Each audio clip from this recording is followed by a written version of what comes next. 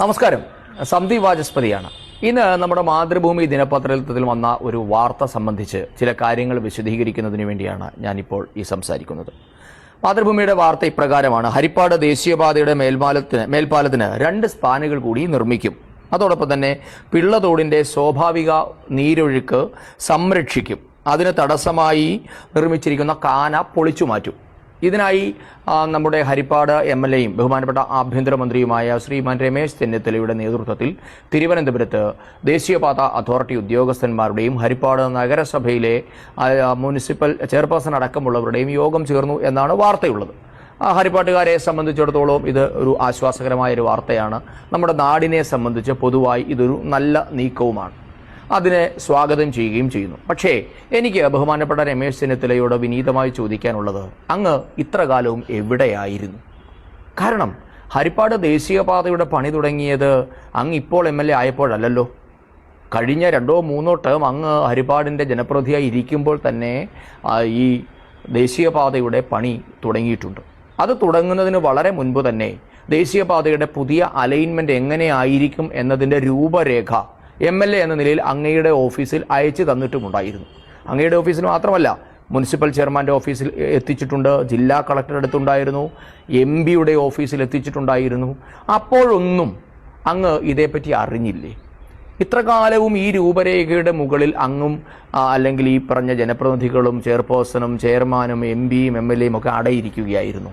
ഇത് ഞങ്ങളുടെ ഒരു സ്വാഭാവികമായ സംശയമല്ലേ? കാരണം ഇപ്പോൾ ദേശീയപാതയുടെ പണി ഏകദേശം അതിൻ്റെ ഒരു 70% പിന്നിട്ട് അതിൻ്റെ ഫൈനൽ അപ്രൂവൽ എന്ന് പറയുമ്പോൾ നിങ്ങൾക്കറിയാം, ഒരു സർക്കാർ സംവിധാനത്തിൽ ഒരു ഫണ്ട് വകയിരുത്തി അതിന് അന്തിമ അനുമതി നൽകിയാൽ വീണ്ടും അതിൻ്റെ അനുമതി പൊളിച്ചെഴുതി അതിലേക്ക് കൂടുതൽ ഫണ്ട് അനുവദിക്കണമെങ്കിൽ എത്രമാത്രം നൂലാമാല ഉണ്ടാകുമെന്ന് അറിയാൻ വയ്യാത്ത ആളല്ലല്ലോ അങ്ങ് ദീർഘകാലം ഭരണ സംവിധാനത്തിൻ്റെ ഭാഗമായിരിക്കുന്ന ഒരാളല്ലേ. അപ്പോൾ എന്തുകൊണ്ടാണ് അങ്ങ് ഇത്ര കാലവും ഇതിൽ ഇടപെടാതിരുന്നത്? ഭാരതീയ ജനതാ പാർട്ടിയുടെ ജില്ലാ അധ്യക്ഷൻ എന്ന നിലയിൽ കഴിഞ്ഞ 1-2 മാസക്കാലമായി ഞങ്ങൾ ഈ വിഷയത്തിൽ ഇടപെട്ടിട്ടുണ്ട്. ഭാരതീയ ജനതാ പാർട്ടിയിൽ നിന്നും കേരളത്തിലെ ദേശീയപാതകളുടെയും റെയിൽവേകളുടെയും പ്രശ്നങ്ങൾ പഠിച്ച് കേന്ദ്ര സർക്കാരിൽ ധരിപ്പിക്കുന്നതിന് വേണ്ടി നിയോഗിക്കപ്പെട്ട ഞങ്ങളുടെ ബഹുമാനപ്പെട്ട ദേശീയ നിർവാഹക സമിതി അംഗം ശ്രീമാൻ PK കൃഷ്ണദാസ്, അദ്ദേഹത്തെ ഞങ്ങൾ ഈ സ്ഥലത്ത് 2 തവണ ഇപ്പോൾ വിളിച്ചുകൊണ്ടുവരുന്നു. അദ്ദേഹത്തിൻ്റെ നേതൃത്വത്തിൽ ഭാരതീയ ജനതാ പാർട്ടിയുടെ ഒരു സംഘം ദേശീയപാതയുടെ ഈ പറഞ്ഞ സ്ഥലങ്ങളെല്ലാം സന്ദർശിച്ചു. പിള്ളത്തോടിൻ്റെ ഭാഗം സന്ദർശിച്ചു, ഈ മേൽപ്പാല നിർമ്മാണത്തിൻ്റെ ഭാഗം സന്ദർശിച്ചു. അതിൻ്റെ നിവേദനം തയ്യാറാക്കി ദേശീയപാത അതോറിറ്റി ഉദ്യോഗസ്ഥന്മാരുമായൊക്കെ ചർച്ച നടത്തി മന്ത്രിയുടെ ഓഫീസിലേക്ക് നിവേദനം എത്തി. അവിടെ ഏതെങ്കിലും തരത്തിലുള്ള ഒരു അനക്കമുണ്ടാകുന്നുവെന്ന് കാണുമ്പോഴല്ലേ അങ്ങ് ഈ ഒരു പ്രഹസനവുമായി രംഗത്തെത്തിയത്? അങ്ങക്ക് ഇതിൽ ആത്മാർത്ഥത ഉണ്ടായിരുന്നെങ്കിൽ എന്തുകൊണ്ടാണ് നേരത്തെ ഇതിൽ ഇടപെടാതിരുന്നത്? ഇപ്പോൾ നമുക്കറിയാം, ഹരിപ്പാട് ജനറൽ ആശുപത്രിയുടെ മുൻപിലുള്ള മേൽപ്പാലത്തിൻ്റെ പണി ഏകദേശം 80% പൂർത്തിയായി കഴിഞ്ഞിരിക്കുന്നു.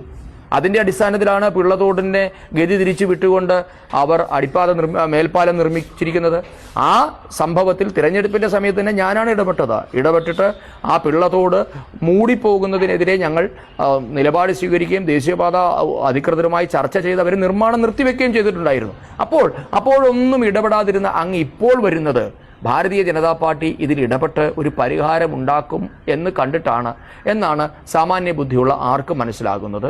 അതുകൊണ്ട് അങ്ങ് അല്പം കൂടി ഹരിപ്പാടിൻ്റെ കാര്യത്തിൽ, വികസന കാര്യത്തിൽ ശ്രദ്ധയുണ്ടാകണമെന്നാണ് ഞങ്ങളുടെ അഭിപ്രായം. എന്തായാലും അങ്ങ് ഇടപെട്ടു എന്ന് ഈ വൈകിയ വേളയിലെങ്കിലും, അതായത് ഇപ്പോൾ ഏറ്റവും അവസാനത്തെ ഘട്ടത്തിലെങ്കിലും അങ്ങ് രംഗപ്രവേശം ചെയ്തതിൽ സന്തോഷമുണ്ട്. എന്തായാലും BJP ഹരിപ്പാട്ടെ ജനങ്ങളുടെ ഈ നീറുന്ന പ്രശ്നത്തിൻ്റെ ഒപ്പമുണ്ടാകും. അങ്ങ് ഇടപെട്ടാലും ഇല്ലെങ്കിലും ഈ പ്രശ്നത്തിൽ ഞങ്ങൾ പരിഹാരമുണ്ടാക്കും. കാരണം ഞങ്ങൾ നമ്മളുടെ മന്ത്രിയുടെ അടുത്ത്, അതായത് ഉപരിതല ഗതാഗത മന്ത്രി ശ്രീമാൻ നിതിൻ ഗഡ്കരിജി അടക്കമുള്ളവരുടെ അടുക്കളയിലേക്ക് ഈ വിഷയം ഞങ്ങൾ എത്തിക്കുന്നുമുണ്ട്. ഇനിയും അതിൽ ഞങ്ങൾ ഇടപെടുകയും ചെയ്യും. അതുകൊണ്ട് നമുക്ക് ഈ പ്രശ്നം അടിയന്തരമായി പരിഹരിക്കണം. പക്ഷേ അതിന് അങ്ങ് നേരത്തെ ഇടപെടേണ്ടതായിരുന്നു. ഈ വൈകിയ വേളയിലെങ്കിലും ഇടപെട്ടല്ലോ എന്ന ഒരു ആശ്വാസത്തോടു കൂടി നമസ്കാരം.